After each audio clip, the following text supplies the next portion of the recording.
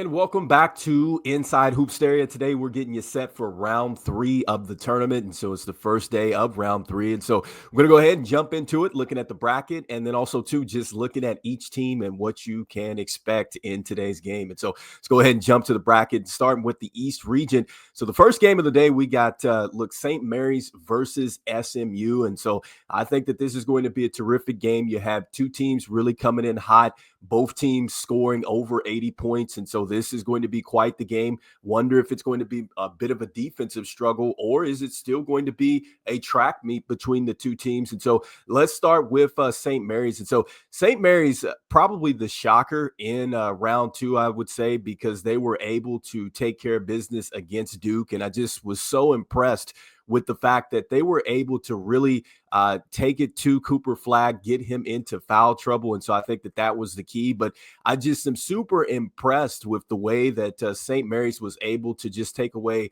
everybody else for Duke. And we just really haven't seen Duke dismantled like that as they beat them 85-64.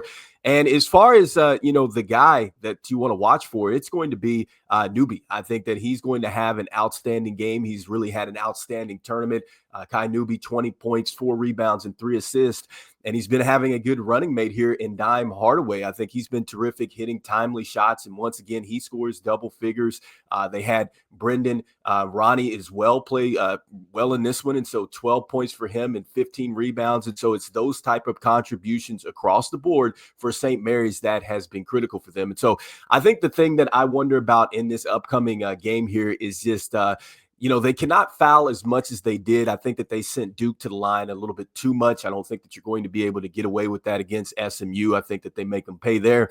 And also, too, will they win the turnover battle? That's something that they won against Duke. I'm not sure if that's going to happen here with SMU. I'd expect that SMU is going to play a little bit more defense. They have a little bit more of an interior advantage there. And so we'll talk about them here in a moment. But, I think it's certainly going to be a good game there. And so let's go ahead and shift focus here and looking at SMU and what they have coming into this game. And so look, at this is, like I said, it's going to be very back and forth. And, for me, I think it starts with McCollin Duval. I think he's got to come out and he's got to play very well. Or actually Duval, excuse me. So 24 points and 7 assists. But I was very impressed with Maury Washington. I'm very impressed with how he was able to get to his spots on the post. And I really think that was the difference for SMU as they won 81-73 in their last game. And I just think that even if he's not scoring, the post touches, it really puts a lot of pressure on a team. And so they can really work inside out. And I think that they understand that concept. Now, at times, I think that they get lazy, and that is what can really get them in trouble. So I think that there's an advantage here. Let's see what happens.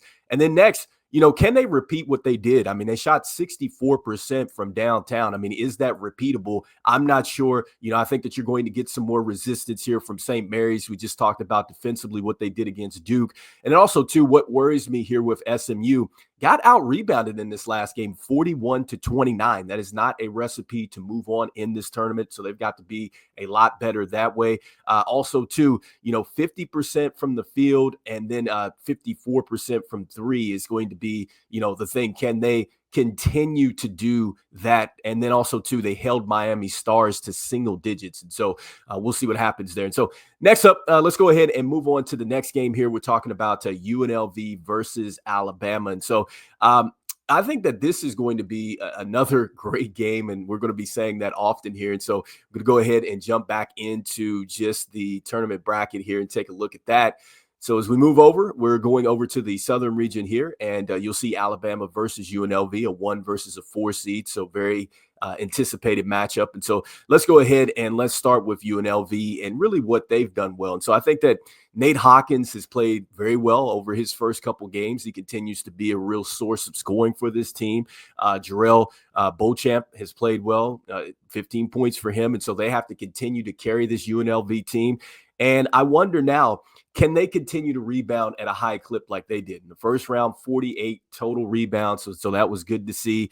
Can they continue that against Alabama? I think that they're going to have to create some more possessions there. That's going to be the key for them moving on. Next, when you look at Alabama, look, it starts with really DJ Childs for me. I think that DJ Childs, I'm not sure what they gave him in the Gatorade bottle, but man, he has been really locked in for this team. I mean, this is the kind of consistency that I think Alabama had been looking for. I know he had been dealing with an injury or whatnot, but he's looked very good over the last couple rounds of the tournament. And once again, 19 points, but I was more impressed with the 7 assists. I think he's doing a terrific job as far as setting the table. 4 or 5 from downtown, so that was terrific. Then also, too, with Rodrigo Falls, he had 19 points. Quincy Henderson, 14 points. These guys continue to contribute. And so we continue to talk about the others. Do we see more of that from Alabama? This is a team that can move on, especially with DJ Childs leading the way if he's getting those kind of contributions here. And then also, what I worry about with Alabama into this game, they shot 50% from downtown, but that was between 3 players. I think that you're going to see some more resistance for UNLV, which is going to make Alabama depend on some more others. Can other people step up here? And also, too, Alabama sent Kansas State University to the line 16 times, and so they cannot afford to do that, I think, against UNLV if they decide, or if they are going to move on, not decide, if they're going to move on. And so next, let's go ahead and jump back into the bracket and take a look here at the third game. That'll be coming up today. So we go ahead and skip down to the region here as we are looking now at the Midwest region. So we got coming up here, Illinois versus Michigan. And so, look, I think that this is going to be an interesting game because of the storyline that's about that. And so we'll jump into that a little bit more with the things that are going on with Michigan. But I think that that's really going to be the question here, the outside stuff that's going on. And look, you got a battle of schools that are very familiar with one another. With Michigan, look, they won 71-69, a very close game. I think it was a questionable kind of coaching stuff that took place there towards the end of that game, which really helped, I think, Michigan escape that game. But literally, they almost lost this game. And so on top of that, you have Richard Brzezowski, who played well. He had 22 points and 8 rebounds, and he was 11 of 15 from the field, but the distraction off of the court, a bit ridiculous. And so I wonder if that type of distraction is going to bother Michigan coming into this game. I thought Lorenzo Phenom was, pretty spectacular for the most part. I thought he played solid. I mean, he was 9 of 21, but still, for being, the Robin in this game, I thought he was solid enough with the 19 and 12. And so they're going to have these 2 players locked in. I just wonder from an energy standpoint, are they going to be distracted going into this game? And I just think another thing for them, they only shot 20% from downtown. I think that Michigan is going to have to find a way to knock down some threes, because I do feel like that Illinois is going to provide some more resistance in the paint and make it tough, for this big man duel down here. And so that's something that Michigan is going to have to do if they're going to have to or going to advance. And so next, looking at Illinois. And so with Illinois, I think it starts with D'Angelo Jordan. I think that D'Angelo Jordan has played pretty well throughout the first 2 games of the tournament. Been very impressed with the way that he's scoring. And he had a double-double in this one, and he actually was tied for the rebounding lead on the team. And so you always get some added energy when you see a guy that has not only led you in scoring, but he's able to go out and do some other stuff, whether it's hit the boards, get assists, get steals and things like that. I always feel like that's something that really charges up a team. And I love the fact that he did that on 5 of 15 shooting. Now, he's going to have to shoot a lot better against Michigan if they're going to win today. Make no mistake about it. And then with Towns, Romanowski, he's going to have to continue to do what he's doing. He's been a double-double machine for this team. And so 10 and 10 in this last game out. And so I was very impressed with that. They're going to need him against the bigs of Michigan. And I just wonder, does the defense travel for them? Look, they held Marquette to 0 of 6 from downtown, and Marquette has some guys that can certainly knock down shots. And so I was impressed with the way that they did that.